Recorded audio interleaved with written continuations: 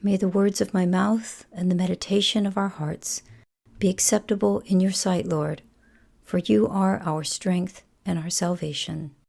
Amen.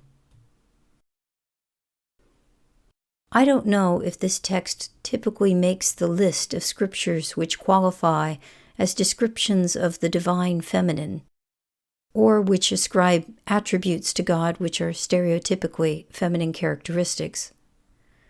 But if your growing up resembled mine, or that of many people I have observed, this psalm fits the bill, because many of those who had reasonably secure and loving homes had a maternal figure in their lives who seemed to instinctively know when they were in need or in trouble. Not all parents possess this trait, to be sure, and none are perfect. But when this instinct is in full operation, at least to the child, that parent or other caring adult seems like a god. This sense of being deeply known can bring great comfort or great irritation, depending on that child's level of development. And I wonder if the same might be said of our relationship with God and our reaction to the experience of being deeply, intimately known by our Creator. We conducted another vigorous discussion of this week's sermon text at last Wednesday's Zoom Bible study gathering. I have been mightily impressed by how just a few questions will send us deep into a passage as we ponder historical context, theology, and practical implications for our life of faith. Sometimes our reading of the Scriptures raises more questions than answers, and I think that is a healthy thing. Always we grow in our respect for one another, our friendship, and in our knowledge of what we struggle with in life. It's a great comfort to know that we are not alone in this journey of faith, and I hope you might consider getting engaged in such a group, either through the church or another similar setting. A Tuesday morning group will be launching in a couple of weeks, and when I return from my renewal leave, we'll be reorganizing and considering further scheduling possibilities, both within our congregation and in collaborative ways with sister congregations. As we considered this great psalm in our group this week, we mused about King David, to whom this psalm is attributed.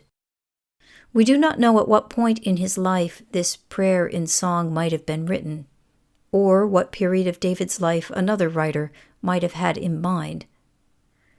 There are some psalms which have notations at the beginning which provide such clues, such as the very penitent Psalm 51, which starts with the note, "When the prophet Nathan came to him just after he had been with Bathsheba," and Psalm 18, written, "After the Lord delivered him from the power of all his enemies and from Saul." Psalm 139 could have been a product of David's very early life, or it could have been written at the height of his kingly power. The awe and humility which the words invoke are appropriate in any season.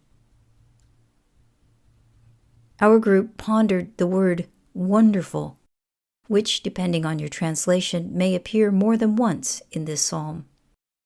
We usually employ that word with a positive spin, but a group member observed that it could be more like the word awful.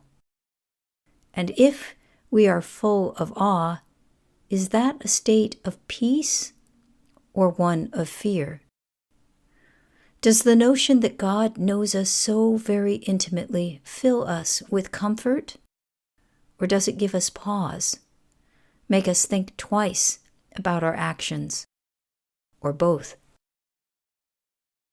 And is this psalm a prayer of humility or a revelation of narcissism? Might a self-centered person, or one raised in an individualistic culture like that which marks this country, read this psalm differently from the context in which it was first written?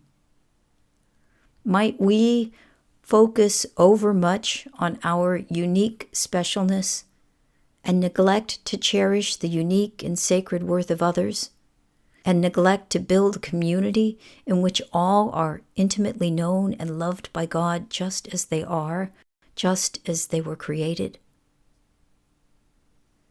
If, as I've been repeating through this series, it's all about God, not about us, then do we take from this psalm not only a sense of gratitude, but also a deep regard for God's love for all God's creatures? We spent time examining verse 16 and found ourselves in a discussion of the notion of predestination and the oft-repeated conventional phrase, God has a plan, which for some brings great comfort and encourages them to slow down and not panic in the midst of a crisis, but which others, who prefer to focus on God's gift of free will and human agency, might find deeply troubling. Then we ask the question that emerges from reading the 4th verse. If God knows what we will say before we say it, then why go through the exercise of praying? A wise respondent replied that God might know what we're going to say, but perhaps we don't know what we're going to say, and it does us good to do that talking, helps us to know ourselves better, as well as helping us know that we are known. This makes our relationship with God all the more real to us. What do we gain from praying this prayer? One member of our group said it is a reminder that I am valued neither more nor less than David or anyone else. I am validated in my struggles, said another, and I gain more compassion for others who are struggling. Someone even suggested they sense David's own struggle in this psalm, a sense that he is trying to get to know himself better. So one might even gain a deeper appreciation for that powerful and flawed leader of old. And since walking a path of faith is not an easy path, as another pointed out, we can find our place in this prayer alongside David and countless others. The great 20th century theologian Howard Thurman said that if he knew he had 1 hour left of life and could choose just one chapter of the Bible to have read to him at that time, he would choose Psalm 139. In fact, he prayed this psalm every day of his adult life, and he composed poems inspired by each of its verses. For Thurman, this psalm seems to speak to me more directly to the deepest needs of my own life than any other chapter that has come into my experience. When we come to the end of the week and reflect upon our actions, and we are beset by shame, or we are overcome by fear, as all the ghosts of that week sit beside us in the quietness, then the words of this psalm remind us of the divine presence that holds us together, the one in whose strength and in whose love we dare to take refuge. And all the fears of our days come to seem ridiculous as we sit in God's presence and wait for the movement of God's Spirit. You can find a virtual listening room on the Boston University Archives website, by the way, where you can listen to Thurman's own voice as he reflects on this psalm. It is incredibly powerful. Protected, but not restricted. That was one group member's summation of the parental-like regard she hears in Psalm 139. We are held, says Howard Thurman, simply held as we are, frail imperfect, yet loved.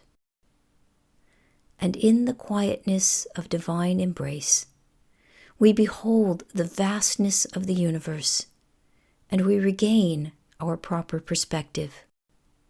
It is all about God. And that is enough. Amen.